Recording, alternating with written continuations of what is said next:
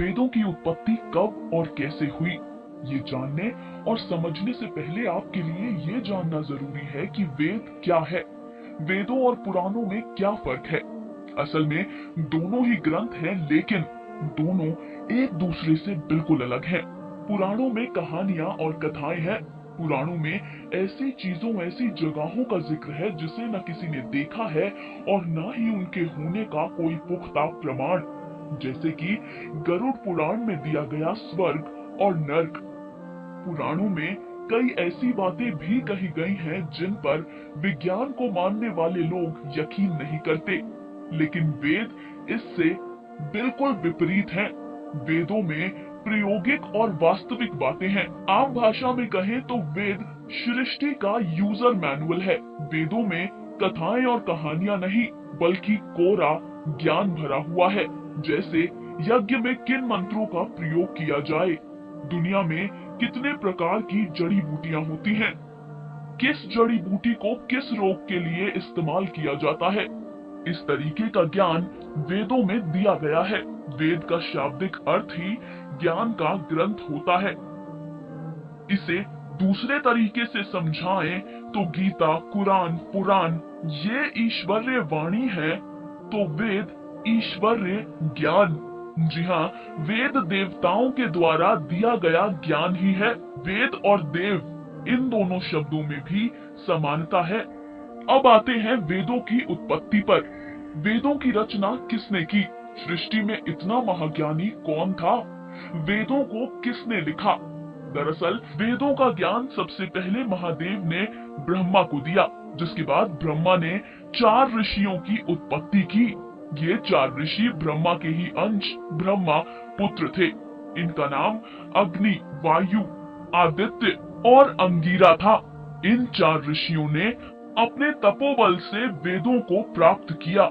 बता दें कि इस बात का उल्लेख शतपथ ब्राह्मण के श्लोक और मनुस्मृति में भी मिलता है।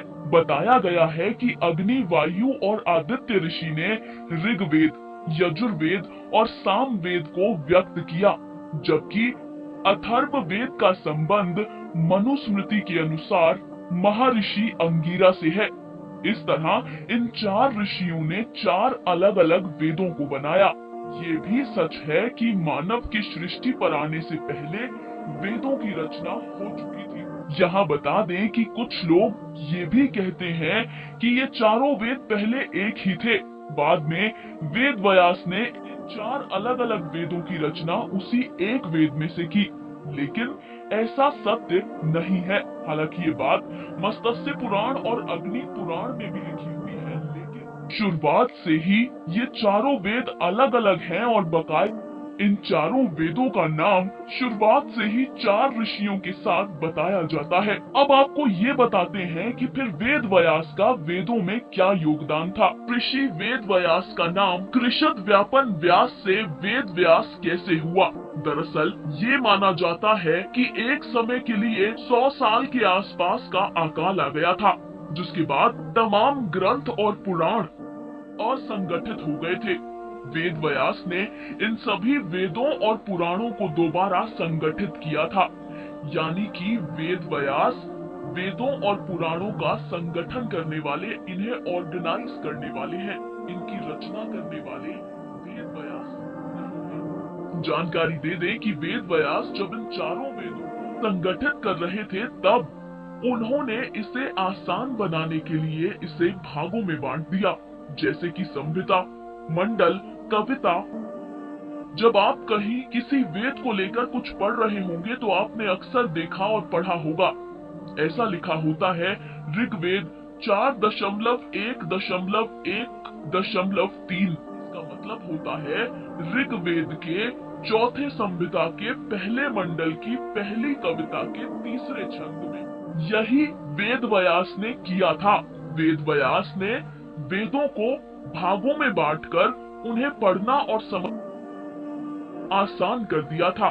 वेद व्यास ने अगर ऐसा ना किया होता तो मानव के लिए वेदों को समझ पाना बेहद मुश्किल होता। दोहरा दे कि वेद व्यास वेदों को संगठित करने वाले हैं, ऑर्गेनाइज करने वाले हैं। इनकी रचना करने वाले नहीं है।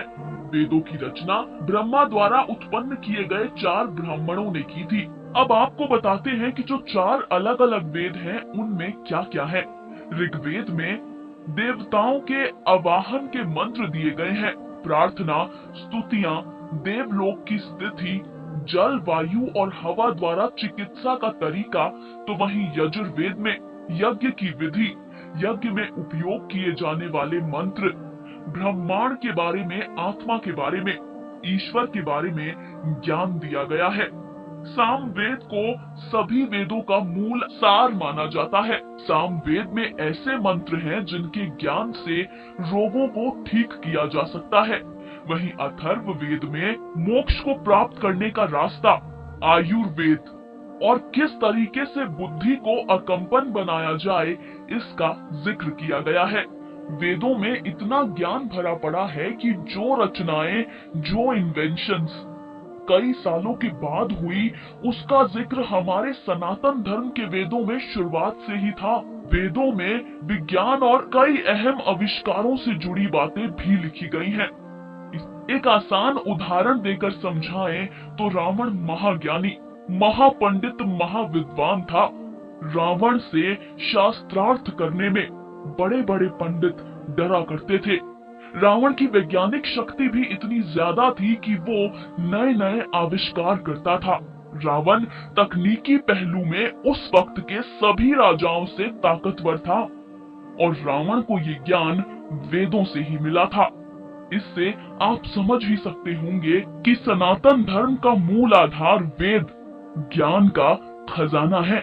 उम्मीद करते हैं कि वेदों पर आधारित हमारी ये रिपोर्ट आपको पसंद आई होगी। तो हमारे YouTube चैनल ज्ञान सागर को शेयर तथा सब्सक्राइब जरूर करें तथा लाइक करना ना भूलें। धन्यवाद।